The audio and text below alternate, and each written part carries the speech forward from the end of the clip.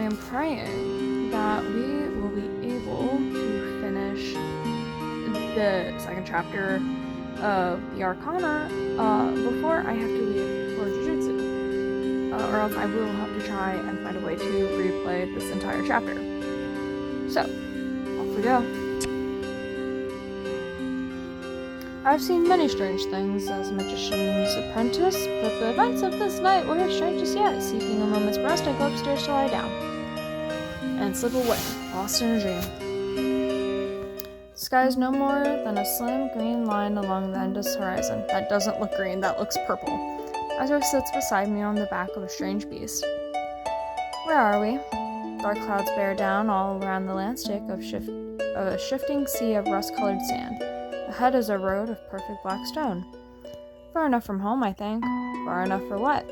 For answers, for clarity. I need them soon. A storm is coming. Looks into the distance. I strain to see where the path leads, but it keeps changing. Soon there will be a crossroads. How soon? Where do they lead? Depends which one you take. Sands reach for mine, but he stops just short. The sand rises all around us on a chilly wind blotting out the sky. For now, Fox, rest. I fall into a dreamless slumber. When I wake, dawn light is filtering through the dusty windows. I spend the early hours preparing my things, casting wild shadows on the walls. I am to meet the Countess at the palace for some unknown purpose. I amuse myself. I throw on a traveling cloak and hurry outside, dragging the heavy door shut behind me. After last night's intrusion, I turn the first lock and then the second and third. Almost satisfied, I press my right hand to the door and whisper across my knot spell. White rolls glow deep within the door, slowly fading into the grain. I'm about to leave when the hair at the nape of my neck rises in alarm. Someone is right beside me, a dark shape looming in the alley. Oh! Well, we know he's probably a wolf. A form is certainly human, though enormous in size. Flesh is scored with clean and jagged, shallow and deep. Shrouded in a pall of weather-beaten furs, it's hard to make out his face. They're definitely watching me. They stand between me and the road to the palace. Excuse me, can you move? Stormy green eyes meet mine unblinking. The hulking figure slowly slides to the left, clear of my path. I hear the rattle of weighty chains swinging ominously beneath their robes. I square my shoulders and march forward. Suddenly they speak in a voice like distant thunder. You will return uninvited. He will offer you an escape when you need it most. Turn it away or you will fall into his hand, just like the rest of us. I stand frozen, processing what I just heard. There's shuffling behind me, the dragging of rough cloth and chains, and then silence. I look up and down the foggy alleyway. I left the shop and then wasn't someone else here just now. I shake off the fading thought. I don't have time to dawdle. The Countess is expecting me. Exhaling deeply, I continue toward the narrow, mossy steps of the marketplace. It's early yet, and the marketplace is already wide awake. All around me are the sounds of bartering laughter and vendors hawking their wares. A voice I know well calls out to me over the sea of noise. Fox, have you eaten? I've gotten that pumpkin loaf you like in the oven. Won't be long now. Come sit down and talk for a while. I sniff the air and my stomach twists in hunger. Then again, I should be careful of the time. Stay for bread. The baker's sun-speckled face lights up with a broad smile. He leads me into the booth, and a warm, spicy scent surrounds me. As I settle against the back wall, he offers me a steaming tin cup. Where's Azra? Sleeping in? I sip my hot minty drink. He's on a journey. And where's he off to this time? I shrug. The baker gives me an odd look. He didn't tell you.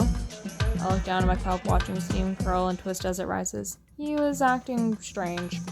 The baker sighs, folding his arms over his chest. So he's off on some mysterious journey. That's nothing new. But what is your mysterious journey, if I may ask? Shaken from my... I don't know how to say that word. I blink up at him, startled. There have been whispers all morning, you know. They say the Countess escort rode into the neighborhood round dawn. It gives me a meaningful look, clearly fishing for gossip, but I smile and shake my head, downing my drink. How's that bird coming along? Mysterious as ever, you and Aster both. The baker goes to the small wood stove to check. They're all wrapped up for the road. I place the coin on the table and hand off my empty cup. Now run along. Don't keep the countess waiting. I give a backwards wave out into the flow of traffic. As I climb the well-worn steps, something catches my eye. A fortune teller's booth tucked away in a shady corner. How nostalgic. I also once operated out of a place just like it. As I'm lost in my musings, a patron emerges from the booth. Lucky numbers? Check. Groceries? Check. Maybe. I don't notice them backing into me until we crash into each other. The impact makes me stumble, teetering on the edge of a step. It also upsets the basket balanced on the stranger's hip. He sends a dozen pomegranates rolling down the stairs. Oh, perfect. As if I wasn't already late. Help. I drop into a crouch beside the stranger to help. I spot a pomegranate as it's about to get stomped under a stray foot and swipe it at the last second. When I hand it back to the stranger, their eyes sparkle with delight. Oh, thank you. How sweet of you to help. And after I bumped into you in the first place, together we hunt down the rest of the pomegranates. They're a little bruised, but no worse for wear. I can't thank you enough. They offer me a hand. The skin of their small palm is rough against mine, calloused. Probably shouldn't do this, but rubbing it off on a sleeve, they offer me a fruit from the basket. When I accept it, the stranger gives me a smile that warms my chest. Take care, alright? I'll see you around. Stranger's eyes widen when they take a closer look at me. Wait, I know you. I'm at a loss. I have no idea who they are. You're Fox, magician. Countess Nadia said we were expecting you. We? You can call me Portia. I'm Milady's head servant. Oh, all the pieces click together. The pomegranates for the pause. And Portia's name rings a bell. I think I've heard of her through gossip in the market. Well, how lucky were we? Come on, I'll show you the quickest path to the palace. As the sun journeys across the sky, Portia and I climb the stairs after a seemingly infinite stare.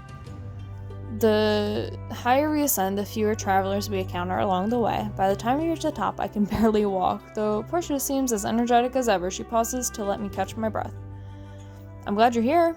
The Countess could use good help, and you look like a good sort to me. Oh, this is a pretty design. When we reach the palace, it's near dark. Before me is a towering gate of twisted iron. Beyond that, the palace rises in a swirl of glittering spires. 2 guards stand on either side of the gate. Their eyes glint at me from behind their helmets, but they lower their weapons when they see Portia. What are with these names? I'm just gonna call them Vico and Milla. This is Fox. She'll be staying as our guest. Fox, Vico, and Milla. The guards nod at me, their stiff posture relaxing. In unison, they push open the heavy iron gates. After you! The gates slam shut behind me, and there's no turning back. Portia leads me across a long, steep bridge. Some kind of eel twists through swirling waters below, glowing like bloodless ghosts. Come on, we don't want to keep my lady waiting. As we approach the intricate doors, anxieties start to rise, like bubbles coming to a boil within me. Is this wise, what awaits for me in this fortress so far from home? Too soon, we are standing before the doors. Here we are! She swings her fist against the copper plating, 3 skulls rattling strikes. At last, the echo fade, the pendulous doors swing inward. And that would be the last chapter I can do right now. But we'll be there. You'll get your next chapter soon. Bye bye.